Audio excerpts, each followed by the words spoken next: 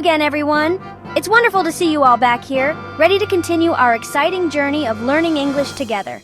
I hope you all had a chance to practice what we learned in Part 1.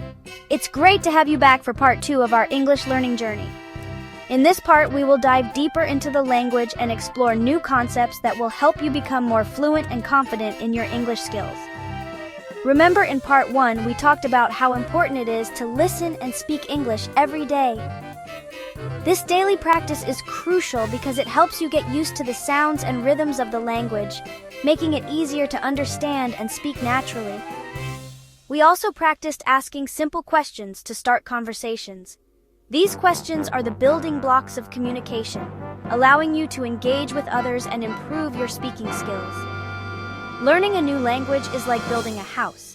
Just as a house needs a strong foundation and sturdy bricks, your language skills need a solid base and a rich vocabulary. You need strong bricks to make a strong house.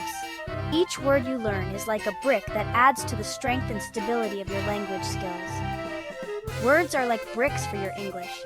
The more words you know, the more you can express yourself clearly and effectively. The more words you know, the better you can understand and speak. Expanding your vocabulary is essential because it gives you the tools to communicate more complex ideas and thoughts. Today, we're going to learn some new words and practice using them in sentences.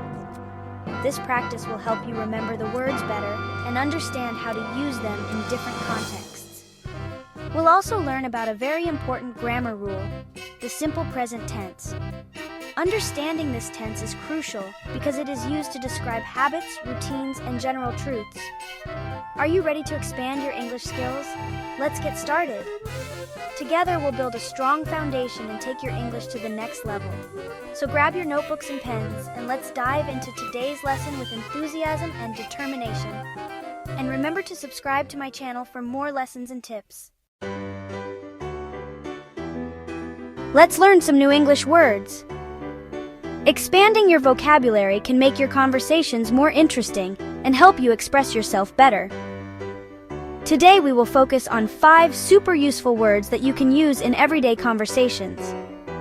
These words are simple, yet they can convey a lot of meaning and emotion. These words are used all the time in everyday conversations. Let's start with the first word. 1. Happy. You feel happy when something good happens. Happiness is a positive emotion that can brighten your day and make you feel great.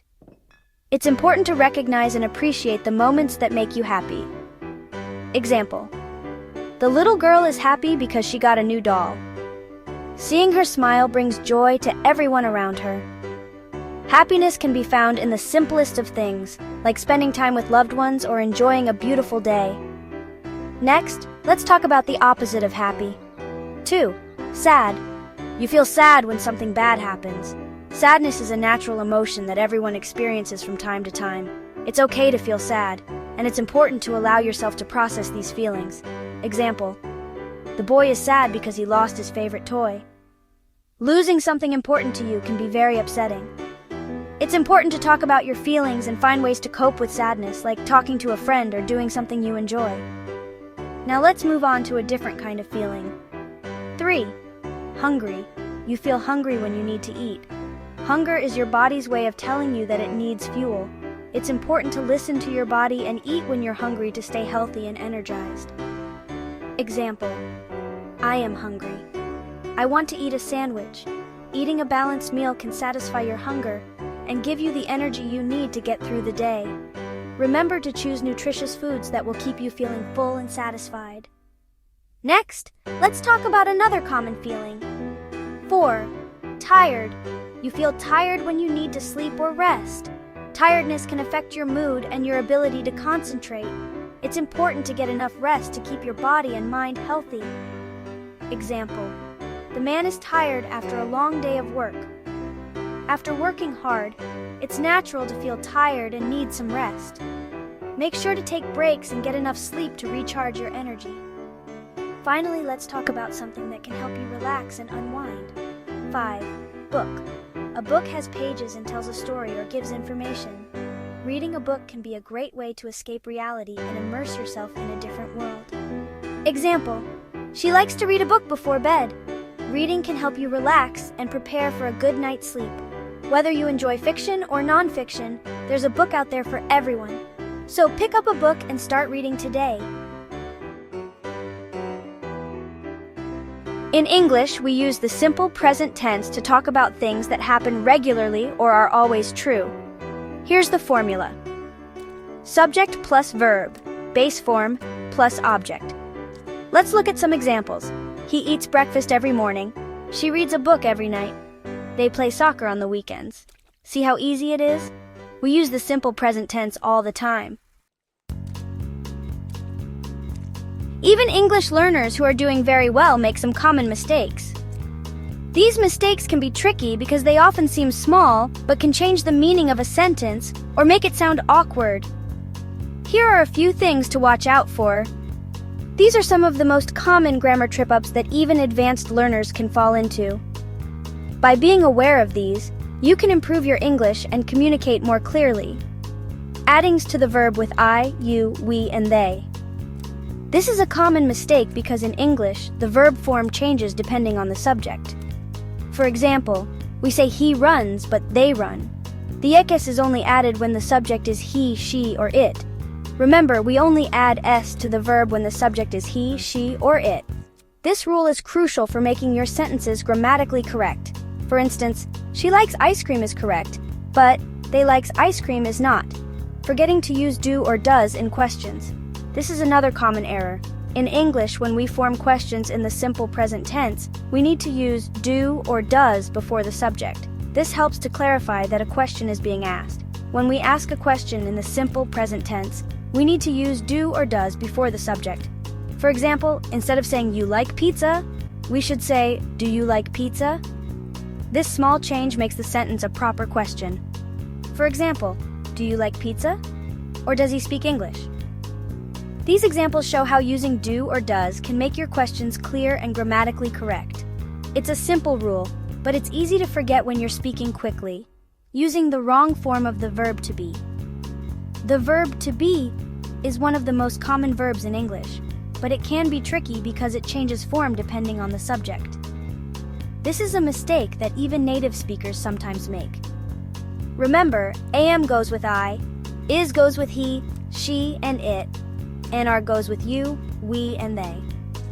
For example, I am happy, she is happy, and they are happy. Getting these forms right is essential for clear communication. Don't worry if you make mistakes. Making mistakes is a natural part of learning any new skill, including learning a new language. The important thing is to learn from your mistakes and keep improving. Everyone makes mistakes when they are learning something new. It's important to remember that making mistakes is how we learn and grow. Don't be afraid to make mistakes, because each one is an opportunity to learn something new. The important thing is to keep practicing. Practice makes perfect, and the more you practice, the more confident you will become in your English skills. Keep studying, keep practicing, and don't give up. Section 5. Let's practice complete the sentence.